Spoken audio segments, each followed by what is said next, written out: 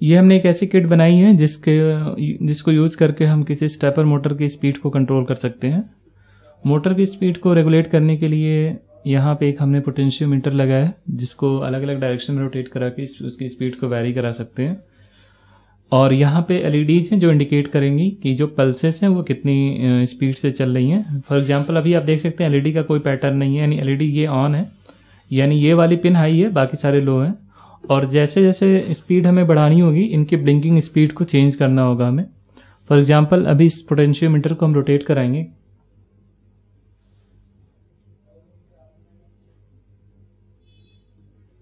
देख सकते हैं ये एक मिनिमम स्पीड से इसने चलना स्टार्ट कर दिया। इसके बाद स्पीड को हम बढ़ाएंगे एलईडी के, यानी एलईडी ब्लिंकिंग स्पीड हमारी बढ़ेगी अगर,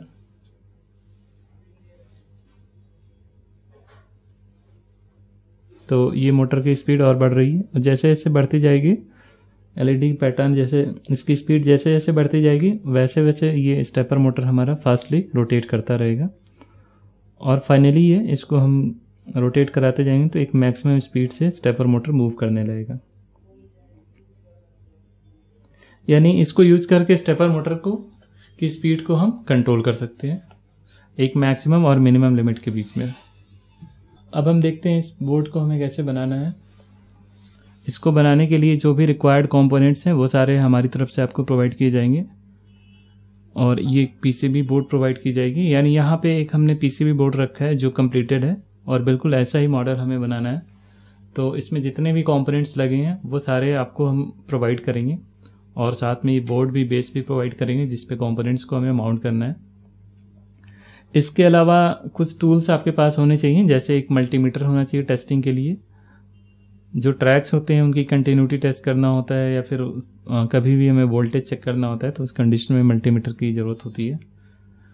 और साथ में एक कटर चाहिए जो ये जो कंपोनेंट्स हैं उनके एक्स्ट्रा पिन्स को कट करने के लिए। एक अलाइनर है जो आईसीज को रिमूव या इंसर्ट करने के लिए यूज़ किया जाएगा। तो सबसे पहले हम देखते हैं कंपोनेंट्स, जितने भी कंपोनेंट्स हैं इस बोर्ड पे हमें कैसे माउंट करने हैं और उनकी सोल्डिंग कैसे करनी है।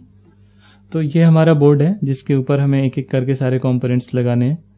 ये स्विच है पावर स्विच, पावर सप्लाई को ऑन या ऑफ करने के लिए। तो इस स्विच को हमें इस डायरेक्शन में यहाँ लगाना है। इस बोर्ड पे आप जो भी कंपोनेंट्स लगाएंगे वो टॉप लेयर से लगाएंगे। ये बॉटम लेयर है जिधर से हमें सोल्डिंग करनी है। तो फॉर एग्जांपल अगर हमें ये पावर स्विच लगाना है तो इसको हम किसी भी डायरेक्शन में लगा सकते हैं यहाँ पे। और साथ में यहाँ एक एक कनेक्टर लगाना है पावर जैक, तो उसके लिए ये कनेक्टर हम यहाँ लगा सकते हैं। इसको प्रॉपर डायरेक्शन में ही आपको सारे पॉइंट्स पे इंसर्ट करने हैं और इसकी पावर सप्लाई कनेक्ट करनी है। साथ में एक ब्रिज रेक्टिफायर है। रेक्टिफायर को लगाते समय इसकी पोलैरिटी को हमें ध्यान में रखना होता है। इसका जो बड़ा वाला लेग है वो पॉजिटिव है और यहाँ पे भी आप देख सकते हैं प्लस सिंबल बना हुआ है। तो जो पॉजिटिव पिन है वो पॉजिटिव के साइड में ही होना चाहिए। इसको हम केयरफुली इंश्योर कर लेंगे कि ये डायरेक्शन इसका सही है, यानी ये इसी तरह लगेगा। इसकी जो पॉजिटिव वाली पिन है वो इस कॉर्नर पे आएगी।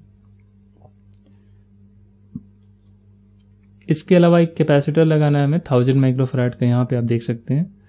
तो ये कैपेसिटर लगाते समय इसके भी डायरेक्शन को हमें ध्यान में रखना होता है। इसका ये वाला लेग नेगेटिव होता है और ये वाला पॉजिटिव होता है। तो ये पॉजिटिव नेगेटिव सही डायरेक्शन में हमें यहाँ लगाना है। ये पॉजिटिव इधर होगा और नेगेटिव अंदर की साइड होगा। इसके बाद एक रेगुलेटर आईसी हमें लगानी है 7805। तो इस आईसी को लगाने से पहले आप उसका बेस लगा लेंगे और इस बेस के ऊपर एक रेगुलेटर आईसी लगाएंगे, या फिर हम डायरेक्टली भी इस आईसी को लगा सकते हैं इस डायरेक्शन में ऐसे करके, दोनों ऑप्शन है। इसके बाद एक एलईडी लगी है पावर सप्लाई को इंडिकेट करने के लिए। तो किसी भी कलर की एलईडी आप चाहे लगा सकते हैं, लेकिन एलईडी लगाते समय भी इसके डायरेक्शन को हमें ध्यान में रखना होगा कि इसकी जो बड़ी वाली लेग है वो पॉजिटिव होती है, तो पॉजिटिव को पॉजिटिव से ही कनेक्ट करना है हमें। तो ये आप देख सकते हैं ये प्लस वाला पिन ऊपर की तरफ होगा और माइनस वाला नीचे की तरफ, ऐसे में इंसर्ट करा लेना है। इसके साथ एक रेजिस्टेंस हम 1 किलो ओम से कम की किसी वैल्यू का लगा सकते हैं। तो 1 किलो ओम का रेजिस्टेंस या 330 ओम 680 ओम किसी वैल्यू का रेजिस्टेंस यहाँ पे हम लगा लेंगे, जो एलईडीज के साथ सीरीज में लगाने होते हैं। इसके बाद यहाँ पे एक 4 पिन कनेक्टर लगा है जिस पे स्टेपर मोटर लगा हुआ है। तो यहाँ पे एक बेस हमें लगाना है और इसके ऊपर 4 पिन कनेक्टर लगा के हम स्टेपर मोटर को इससे जोड़ सकते हैं।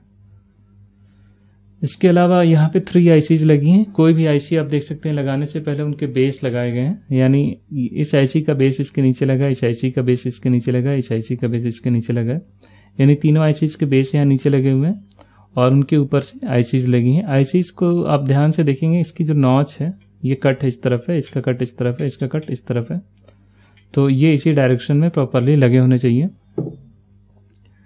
और बेस लगाने का सबसे बड़ा एडवांटेज ये होता है कि आईसी हमारी सोल्डिंग के टाइम पे डैमेज नहीं होती है और कभी भी इन फ्यूचर अगर वो ख़राब भी हो जाए तो उसको हम रिप्लेस कर सकते हैं नई आईसी के साथ।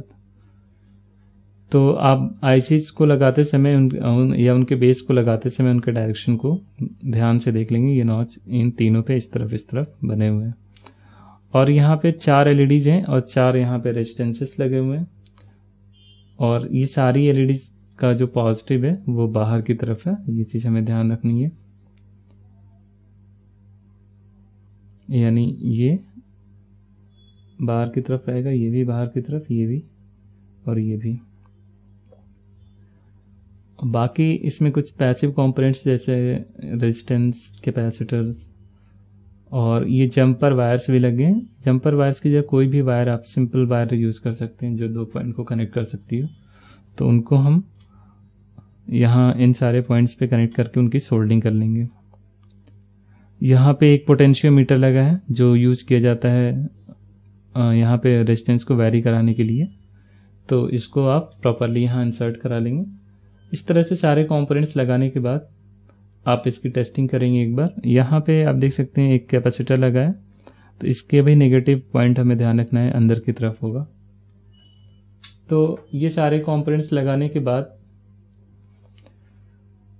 इसमें स्टेपर मोटर हम जोड़ लेंगे। स्टेपर मोटर जोड़ने के बाद आप पहले एक बार पावर सप्लाई टेस्ट कर लेंगे।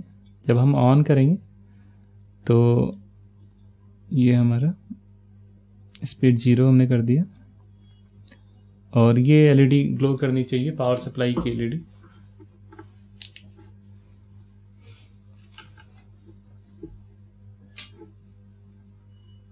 ये कॉमन होता है हमारा डीसी पावर सप्लाई 20 वोल्ट की रेंज में मल्टीमीटर है। कॉमन के रिस्पेक्ट में आउटपुट पे वोल्टेज हम चेक करेंगे तो आप देख सकते हैं 5 वोल्ट की पावर सप्लाई हमने लगा रखी, तो 5 वोल्ट आना चाहिए। तो इस तरह से पावर सप्लाई हमारी चाहिए 5 वोल्ट की। अब इसको हम प्रॉपरली ऑपरेट करा सकते हैं।